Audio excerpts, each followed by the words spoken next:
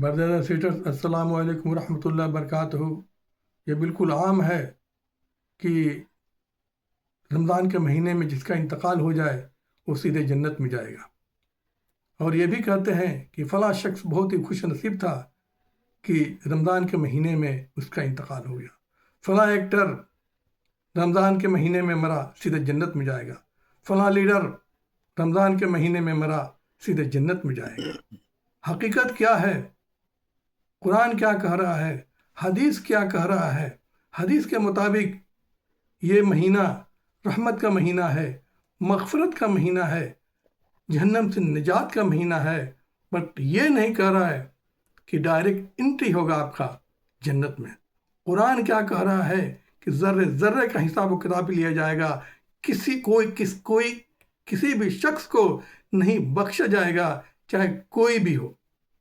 اللہ عز و جل کے مطابق میزان پر سب کی اعمال نامہ تولے جائیں گے۔ ہمارے ہر انسان کے ساتھ میں فرشتے لگے ہوئے ہیں، اسپریچول CCTV کیمرہ کی طرح ہمارے ریکارڈ کو، ہمارے وائس کو ریکارڈ کر رہے ہیں، ہمارے ایکشن کو لکھ رہے ہیں، ہمارے انٹینشن کو نوٹ کر رہے ہیں۔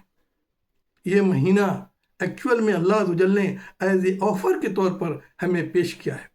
ایک نیکی کا ثواب 70 نیکی اللہ عز و جل ہمیں دے رہے ہیں، اور ہم ایک طرح کا ٹرین کر رہے ہیں، ہمیں ٹیچ کر رہے ہیں کہ تم کو اگلے جو 11 مہینے ہیں اسی طرح سے گزارنی ہے، اسی طرح اسپینڈ اپ کرنا ہے۔ اگر ہم یہ سوچ لیں کہ نہیں یہ ایک مہینہ کی عبادت پورے 11 مہینے کام آئے گا، ایسا کچھ بھی نہیں ہے۔ بالکل آپ کا تھاٹ، آپ کا جو تھنکنگ ہے، انڈرسٹینڈنگ ہے، بالکل رانگ ہے۔ بغیر حساب و کتاب کے سیدھے جنت میں جانا، یہ رمضان ہمیں ٹکٹ نہیں دے رہا ہے۔ سپوز دیٹ ایک آرمی ہے، ایک کمانڈو ہے، اسے شارٹ پیریڈ کے لیے ٹریننگ دی جاتی ہے، اور اسی ٹریننگ کے وے میں، اسی ٹریننگ پہ چل کر کے اسے اپنے سروس کو دینا ہے۔ اگر اس نے ذرا بھی غلطی کی تو برخاست ہو جائے گا، ڈسچارج ہو جائے گا اپنے سروس سے۔ ہمیں بھی یہ نہیں سوچنا ہے کہ اگلے سال رمضان کا مہینہ آئے گا تو ہم جو ہے نا سیم اسی طرح سے عبادت کریں گے اور 11 مہینہ عیش و آرام سے گزاریں گے۔ یہ ٹوٹلی رانگ ہے۔